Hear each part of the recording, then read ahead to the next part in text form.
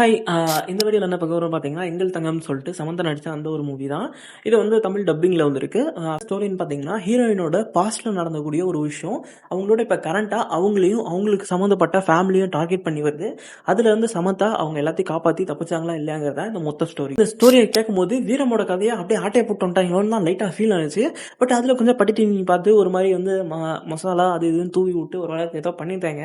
But நல்லா இருந்தது. எனக்கு ரொம்ப புடிச்சிருந்துச்சு. ஓரளவுக்கு வந்து ஃபன் டூ வாட்ச் ஒரு மாரி வந்து போணுச்சு. அ இத பொறுத்தவரைக்கும் வந்து எனக்கு ரொம்ப ரொம்ப புடிச்சது என்னன்னா, நெறைய காமெடி சீக்வென்ஸ் வந்து நடந்திருக்கும். அதாவது ஹீரோயின் எப்படி அவங்களோட ஃபேமிலி கூட மெர்ஜ் ஆகறதுக்கு அவங்க ஃப்ரெண்டு கூட சேர்ந்து நெறைய விஷயங்கள வந்து பண்ணுவாங்க. அது ஒரு மாரி நல்லா ஃபன்னாவே போச்சு. அந்த சீக்வென்ஸ்லாம் எனக்கு கொஞ்சம் ஃபன்னா இருந்துச்சு. என்னதான் ஸ்டோரீஸ்லாம் நெறைய லாஜிக்கல் மிஸ்டேக்ஸ் இருந்தாலும், நெறைய விஷயங்கள்ல வந்து கன்வீனியன்ஸியா ஆகலனாலும், அ அது ஓரளவுக்கு ஆவரேஜா தான் போச்சு. முக்கியமா சொல்லணும்னா அந்த 2 வில்லன்கள் வந்து காட்டியிருக்காங்க.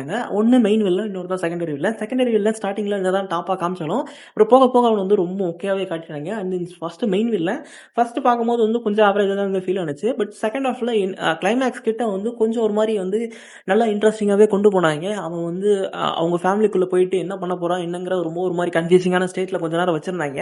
அதுக்கப்புறம் அது ஒரு மாரி நார்மலாவே போயிடுச்சு. அது ஒரு மாரி தான் வந்து இருந்தது. வில்லன பொறுத்தவரைக்கும் லைட்டா கன்வின்சிங்கா இருந்துச்சு. ஃபுல்லா கன்வின்ஸ் ஆகல.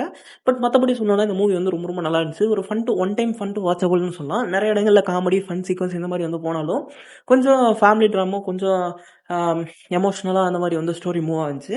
ஓரளவுக்கு நல்லா ஃபன் டூ வாட்ச். கண்டிப்பா வந்து சமந்தா ஆக்டிங் ரொம்ப ரொம்ப நல்லா இருந்துச்சு. எல்லாரோட ஆக்டிங்கும் ரொம்ப நல்லா இருந்தது. அ சும்மா டைம் கிடைச்சுச்சுன்னா கண்டிப்பா இந்த மூவிய பாருங்க. பார்த்தே ஆகணுங்கிற அளவுக்கு ஒர்த்தான ஸ்டோரி இல்ல. பட் பார்க்கலாங்கிற அளவுக்கு ஒரு நல்ல ஸ்டோரி. பை.